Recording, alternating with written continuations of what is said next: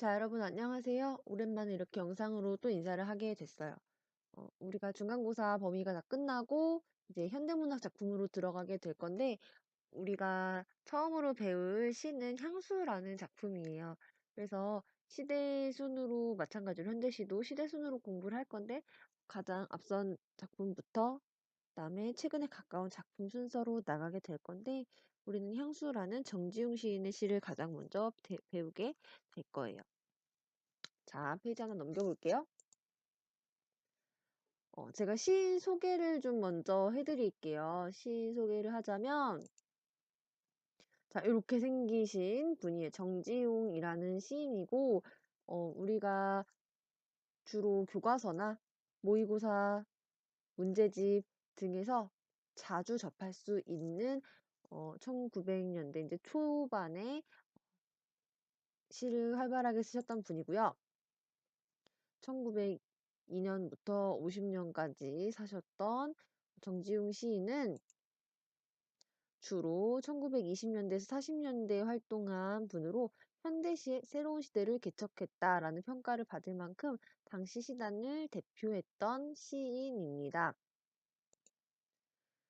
그는 모더니즘 영향을 받아 이미지를 중시하면서도 향토적 정서를 형성한 순수 서정시의 가능성을 개척하였다라고 평가를 받는데요. 자, 여기서 모더니즘은 이제 우리가 전통적인 사회에서 이제 현대 사회로 들어오면서 여러 뭐 문학이나 뭐 미술 이렇게 현대화되어가는 그런 여러 기법 중에서 이제 어려운 말이니까 자세한 뜻을 알기보다는 현대적인 어떤 여러 가지 이제 기법이 문학에도 있었거든요. 그 중에서도 이제 이미지를 드러내는 그런 방법을 중시하였다는 거. 그리고 향토적인 정서, 그러니까 현대적인 것만을 추구하는 것이 아니고 향토적, 시골의 어떤 정취가 묻어나는 그런 것들을 형상한 순수 서정시, 순수한 이제 서정, 마음을 다룬 그런 시의 가능성을 개척하였다. 특히 그는 우리말을 아름답게 가다듬은 표현을 사용하여 다른 시인에게도 영향을 주었다고 해요. 우리가 이번에 배울 향수라는 시는 아직까지 지금까지도 사랑을 받고 있는 초기의 대표작으로 고향의 모습을 다양한 감각으로 묘사한 점이 특징이다라고 했는데 여기서 이제 우리가 앞으로 시에서 자주 나오는 시 공부를 하면서 자주 나오는 개념들이 있어서 간단하게 설명을 하고 넘어가도록 하겠습니다. 여러분 교과서에 쓰실 때는 이 내용을 다 쓰지 마시고요. 제가 지금 애니메이션으로 띄워드리는 요 개념들이랑 밑에 두 줄 있죠? 지금까지도 사랑을 받고 있는 향수 이 부분에서 어 고향의 모습을 다양한 감각으로 묘사한 점이 특징이다. 요 부분이랑 뒤에 나올 개념 설명을 필기해 주시면 되겠습니다. 자, 먼저 이미지라는 것이 시를 공부하시다 보면 굉장히 많이 나올 거예요. 어떤 이미지를 그려냈다, 어떤 이미지를 떠올릴 수 있다. 요거랑 이제 같은 말이 있는데요. 이미지랑 같은 말은 심상이라는 단어예요. 심상이라는 단어도 여러분들이 굉장히 많이 보실 거예요. 뭐 감각적 심상을 활용하였다, 시각적 심상을 활용하였다라는 심상을 굉장히 많이 보게 될 텐데 요거의 의미는요. 마음속에 그려지는 감각적인 모습이나 느낌. 그래서 우리가 글을 통해서 직접 감각을 어, 줄 순 없지만 내 마음속에서 재생되게 할 수는 있어요. 시각, 청각, 촉각, 후각, 미각 그리고 두 가지 이상의 감각이 합쳐진 공감각적 심상까지 이렇게 언어로서 우리 마음속에 생각 속에 재생할 수 있도록 해 주는 거 요게 인제 심상이거든요. 그래서 시에서는요. "나는 슬퍼. 나는 누구랑 헤어져서 슬퍼.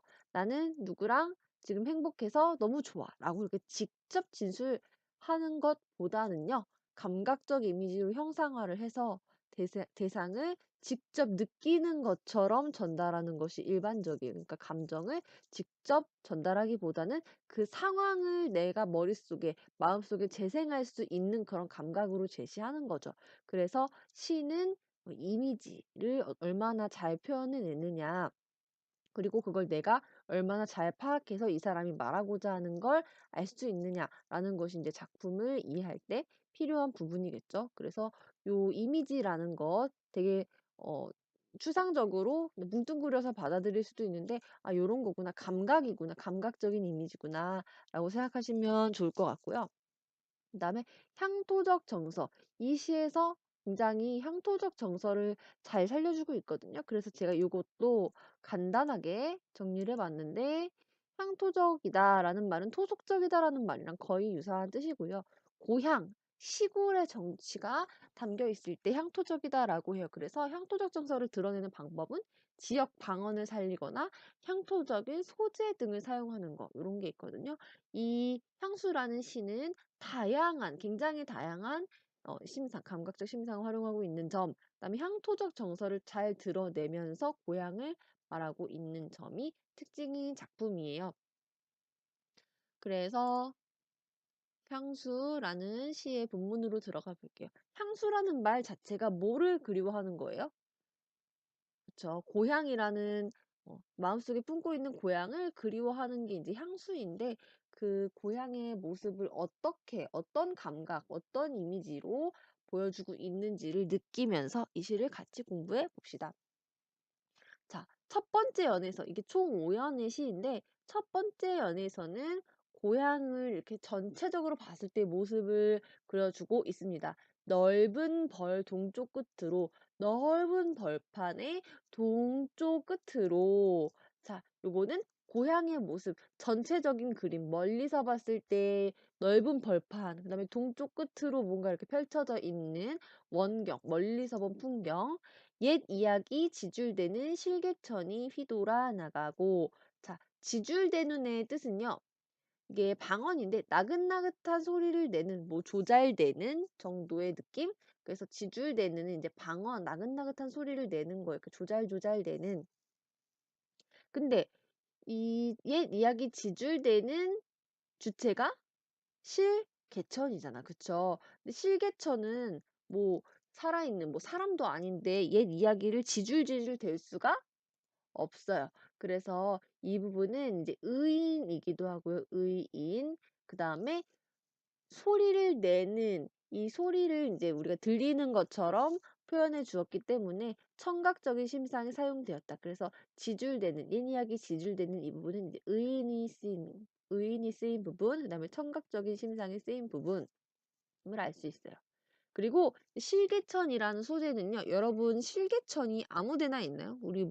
우리 집 옆에 뭐 서울 한복판에 이렇게 실개천이 있는 게 아니고, 실개천은 보통 이제 도시에서는 큰 강이나 천, 주가 되는 천 빼고는 인제 다 이렇게 뭐 개발을 했거나 없잖아요. 실개천이라는 것도 사실 시골에 주로 있는 그런 자연물이잖아요. 그래서 이 실개천이라는 말은 향토적인 정서를 드러내 주는 소재거든요. 그래서 제가 앞으로 향토적인 소재가 나올 때마다 이렇게 갈색 네모를 쳐 드릴 거예요. 그래서 요거는 '아, 향토적 소재를 말하는 거구나.'라고 이해하시면 될 것 같아요. 그래서 어쨌든 옛 이야기 지줄대는 실개천이 넓은 벌 동쪽 끝으로 이렇게 펼쳐져 있고 지줄지줄 소리를 내고 있고, 요런 느낌을 떠올려 주시고, 얼룩배기 황소가 해설비 게으른 울음을 우는 곳. 자, 얼룩배기 황소. 자, 여러분들 우리 동네에 쉽게 얼룩배기 황소 볼 수 있어요, 없어요?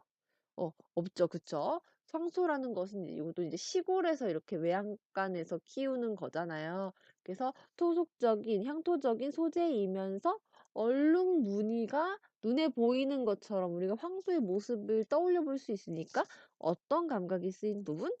그렇죠. 향토적 소재이면서 시각적 심상이 쓰인 부분. 자, 얼룩배기 황소가 해설피 금빛 게으른 울음을 우는 곳. 해설피라는 뜻은요. 해설피는 해가 설핏 기울 무렵, 약간 노을 지는 그때쯤을 의미하는 말이고요. 굉장히 아름다운 말이죠. 해설피라는 말. 금빛 게으른 울음을 우는 곳. 자, 여기서요. 금빛 게으른 울음, 요거로 한번 주목해 봅시다. 얘들아, 울음은 빛깔이 있어요, 없어요? 울음은 빛깔이 없어. 왜냐면 울음은 어떤 감각이니까? 청각이니까. 청각이라는 들리는 감각을 보이는 것처럼 표현을 했어. 그래서 이런 부분을 공감각적 심상이라고 할 수 있거든. 이렇게 감각이 결합된 거, 전이가 된 부분이 있을 때 우리가 공감각적 심상이라고 해서 A라는 감각이 B인 것처럼 비화를 시켜 놓았다. A라는 감각을 비화시켜 놓았다. 그래서 A 감각의 비감각화라는 말로 우리가 표현을 하거든요. 그렇다면 이 금빛 게으른 울음은 어떤 감각의 어떤 감각화일까? 라는 것을 여러분들이 한번 생각해 오셔서 퀴즈 문제로 적어 주시면 제가 수업 시간에 여러분들에게 물어보면 그때 대답을 해 주세요. 이 금빛 게으른 울음은 공감각적 심상인데 어떤 감각이 어떤 감각화인지 요거 정리해 주시고 그다음 그곳이 차마 꿈엔들 이칠리야. 자, 그곳이 어디예요? 그곳이 바로 고향인데 어떤 고향이냐면 넓은 벌이 펼쳐져 있고 옛 이야기 지질대는 실개천이 돌아나가고 황소가 금빛 게으른 울음을 우는 곳.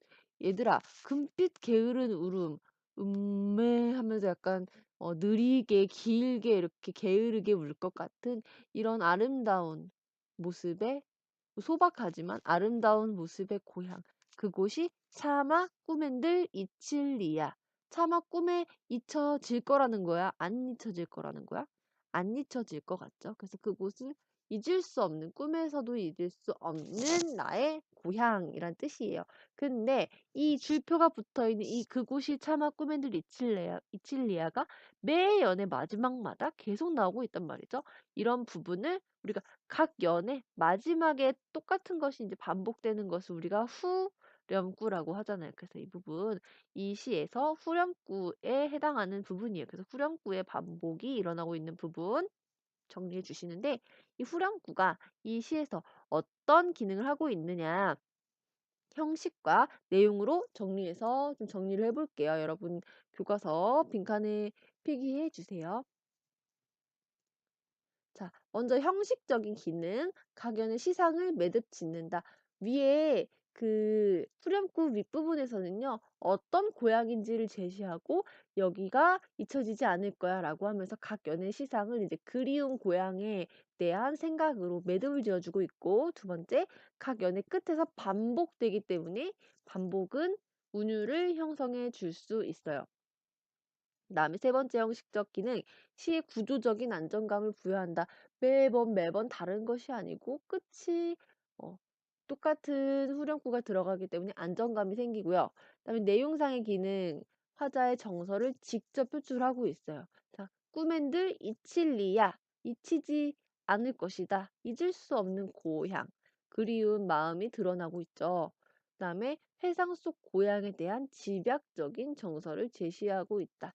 내 기억 속에, 내 생각 속에 고향에 대해서 집약적으로 정서를 제시하고 있다. 이거는 위의 말이랑 거의 이제 비슷한 의미겠죠. 그다음에 세 번째는 주제의식 강조. 이 시의 제목이 뭐예요, 여러분? 제목 자체가 고향을 그리워한다는 거잖아요. 그래서 주제의식도 강조해 줄 수 있다는 거. 자, 그래서 1년을 정리하면 평화롭고 한가로운 고향의 전경. 그래서 실개천이 지줄대고 황소가 해질 무렵에 느리게 천천히 울음을 우는 한가로운 고향의 전경이 1년이에요. 2년으로 넘어가 볼게요. 자, 질화로에 제가 식어지면, 자, 그럼 질화로가 뭘까? 여러분, 질화로 뭔지 아세요? 집에 혹시 질화로 있는 사람 있어요? "난 질화로 집에서 자주 쓰고 있다." 절대 없겠죠. 질화로 말조차 생소한 요게 뭐냐면 요렇게 생긴 거예요. 집 안에서 쓰는 난로라고 해야 되나? 그래서 지금은 우리가 온수매트, 전기장판, 추우면 이걸 틀고 그다음 바닥에도 난방이 다 되지만 이제 시골이나 이제 옛날에서는 이렇게 질로 구운 이렇게 그릇에다가 장작이나 뭐 숯 이런 걸 넣어서 불을 떼서 이제 집 안에서 따뜻하게 하는 용도로 이런 화로를 썼대요. 자, 이런 질화로는 우리가 쉽게 볼 수 없는 토속적인 향토적 소재이기 때문에 제가 또 갈색으로 네모를 칠게요. 자, 질화로에 재가 식어지면, 자, 여러분들 이런 상황을 생각해 보면 될 것 같아요. 우리가 보일러를 이제 겨울에 추울 때 혹은 전기장판을 틀어 놓고 근데 계속 틀어 놓고 잘 수 없잖아요, 밤에. 그래서 인제 어느 정도 잠이 들면은 인제 끄는데 밤이 깊어지고 새벽이 깊어지면 이 난방이 서서히 식어가. 그쵸? 이거 밤새 떼놓을 수가 없으니까. 여기서도 마찬가지예요. 질화로에 재가 인제 한참 타오르다가 인제 밤이 깊어질 때쯤 식을 거란 말이죠. 그래서 겨울밤이 깊어지는 이런 시간적 배경을 좀 알 수 있는 부분이고요. 비인 밭의 밤바람 소리 말을 달리고. 자, 비인 밭은 이제 빈 밭. 이제 밤이 깊었으니까 밭에 아무도 없이 이렇게 텅 비어 있겠죠. 그 모습을 이제 빈을 비인이라고 이렇게 써준 건데 좀 더 빈 느낌, 이렇게 허전한 느낌이 잘 살잖아요. 이렇게 하면 맞춤법에는 맞지 않지만 느낌적인 느낌을 살려주는 요런 부분은 이제 시적 허용, 시에서는 요런 표기도 허용이 되는 거, 그쵸? 빈 밭에 밤바람 소리 말을 달리고. 자, 이 부분 한번 주목해 볼게요. 얘들아, 겨울에 특히 밤에 정말 추운 날 겨울 밤에는 창문, 문 다 닫아 놔도 밖에서 바람이 정말 세차게 무섭게 부는 소리가 들리잖아요. 슝슝 불 수도 있고 쌩쌩 불 수도 있고 아주 무서운 기세로 이렇게 부는 바람 소리가 들릴 때가 있는데, 그런 상황을 생각해 보시면 이 시인, 이 화자는 뭐라고 얘기를 했냐면 "밤바람 소리가 말을 달린다." 어찌나 세차게 기세 좋게 부는지 말 달리는 그런 모습, 말이 세차게 달리는 모습처럼 "밤바람 소리가 들린다." 자, 소리가 말을 달리는 모습처럼 보는 대상인 것처럼 그려지고 있어요. 그렇기 때문에 공감각적 심상인데, 이 밤바람 소리 말을 달리고도요. 어떤 감각화 됐는지 여러분이 한번 생각해 볼게요. 자, 밤바람 소리 말을 달리고, 소리는 보이지 않는데 말을 달리는 모습처럼 그리고 있는 공감각적 심상이거든요. 어떤 감각의 어떤 감각화인지 이것도 정리해서 제가 수업 시간에 질문했을 때 대답해 주시고요. 자, 삼행으로 가볼게요. 엷은 졸음에 겨운 늙으신 아버지가 집베개를 돋아 고이시는 곳. 자, 밤이 이렇게 깊어지고 지라로에 재도 식고, 그다음에 밤바람 소리는 말을 달리는 모습처럼 아주 세차게 불고 있는 그런 추운 겨울 깊은 밤. 아버지가 하루 종일 고생하시고 이제 늙으시고 이제 기력도 없으시고 고생도 많이 하셔서 엷은 졸음, 이렇게 푹 주무시는 것도 아니고 오리털 이불, 극세사 이불, 푹신한 라텍스 침대 소파에서 주무시는 게 아니고 인제 초가집이겠죠. 이렇게 밤바람 소리가 다 이렇게 들어오는 그런 소박한 집에서 아버지가 꾸벅꾸벅 졸으시면서 좋은 베개도 아니고 집베개를 돋아 고이시는 곳. 자, 요런 모습을 통해서 우리가 떠올릴 수 있는 부분, 이 아버지가 굉장히 부자거나 부유하거나 이런 삶이라기보다는 조금 소박하고 가난으로 인한 고단함, 요런 게 느껴지는 부분이 있고요. 또 아버지의 이런 모습을 우리가 눈으로 보는 것처럼 이렇게 머릿속에 떠올려 볼 수 있죠. 그래서 고단한 삶의 모습, 시각적인 심상으로 아버지의 삶의 모습을, 요런 부분, 요런 모습을 그려주고 있고요. 요렇게 힘들게 일하고 오셔서 밤에, 늦은 밤에 이렇게 꾸벅꾸벅 졸으셨던 아버지에 대한 그리움, 요런 것들이 느껴지는 이연이에요. 그래서 그곳이 차마 꿈엔 늘 이칠리야, 잊혀지지 않을 요런 아버지가 계셨던 고향. 그래서 이연은 겨울밤의 정경과 늙은 아버지에 대한 회상이 되겠습니다. 3년으로 가볼게요.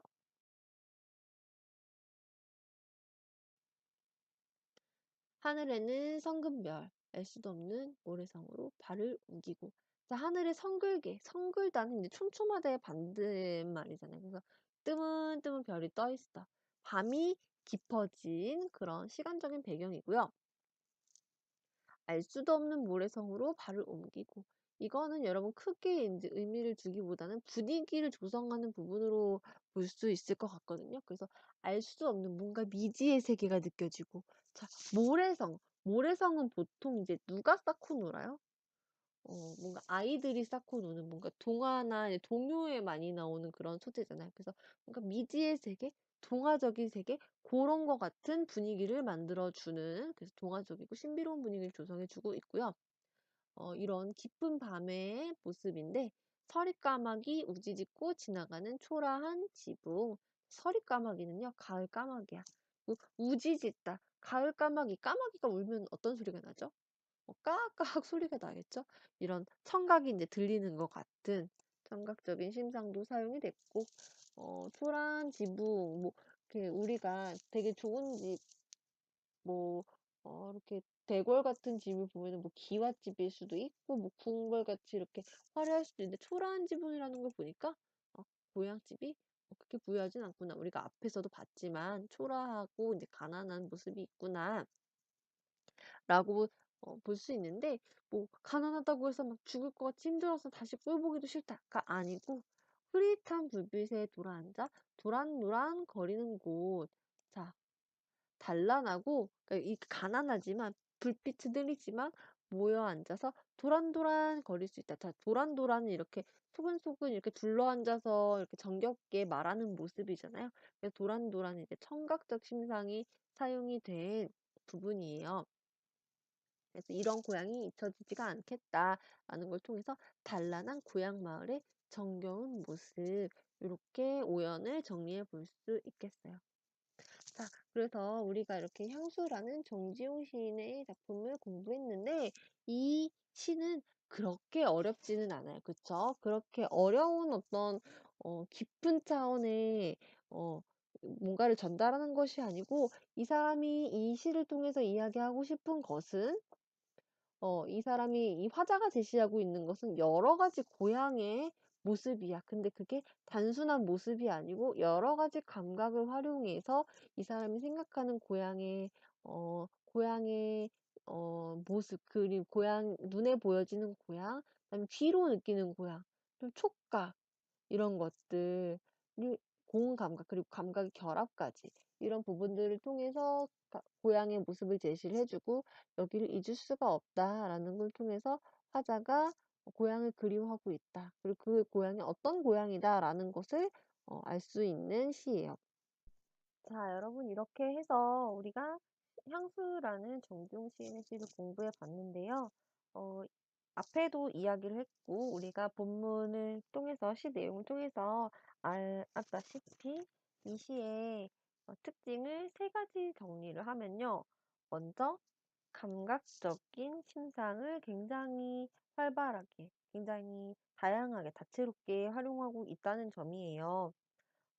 이 시에서 오연에 해당하는 내용들을 전개를 하면서, 이제 시각은 기본적으로 많이 사용이 되고 있고, 청각, 촉각, 고음 감각까지 요런 다양한 감각들을 활용해서 고향의 모습을 제시하니까, 그냥 '나 고향이 그리워. 그냥 그때 생각하니까 너무 좋았어. 그리워.'라고 직접 말하는 것보다 훨씬 생생해요. 그래서 감각을 잘 활용해서 형상화를 잘해서 제시를 해 주면, 그냥 언어지만 독자는 여러 가지 감각을 안에서 재생시킬 수가 있다. 그래서 여러분들이 이제 시를 공부할 때도 그런 감각을 재생시키려고 노력하시면, 시인이 무엇을 느끼게 하고자 했는가를 아실 수 있을 거예요. 그거는 이제 여러분들 앞으로의 시 공부에서도 도움이 되지만, 내가 어떤 글을 읽고 느낄 때, 혹은 내가 어떤 것을 표현하고자 할 때도 이런 감각적인 것들을 잘 활용해 주면 굉장히 생생해진다. 어쨌든 이 시는 감각을 잘 활용했다는 점이 큰 특징이고요. 그리고 두 번째는 토속적인, 향토적인 소재들을 잘 활용하고 있다는 거. 그리고 방언을 사용해 줌으로써 또 향토적인 정서를 더욱더 잘 표현해 주고 있다는 거. 그래서 이제 아무래도 고향에 대한 얘기를 하다 보니까, 반짝반짝하고 깨끗하고 좋은 것보다는 향토적인 소재들을 주로 활용을 해서 그 정취를 잘 끌어내고 있다는 점. 이렇게 두 번째, 향토적이라는 특징. 그다음에 세 번째는 요게 매 연의 끝마다 "그곳이 차마 꿈엔들 이칠리야"라는 후렴구가 들어감으로써 내용상으로도 이제 주제, 정서상의 기능을 하고 있고, 형식상으로도 뭐 안정감, 통일감, 그리고 운율 형성 등의 어 효과를 하고 효과를 가지고 온다는 점, 이렇게 세 가지의 특징이 있는 정지용 시인의 향수를 같이 봤는데요. 자, 요 내용들을 잘 기억을 하시면서 제가 한 가지 노래를 띄워 드리면서 영상을 정리를 해 보려고요. 여러분들이 좋아할진 모르겠는데 이 향수라는 시가 굉장히 아름답고 또 후렴구를 통해서 운율을 잘 살려주다 보니까 요거를 인제 노래로 만들어서 부른 그 가요가 있거든요.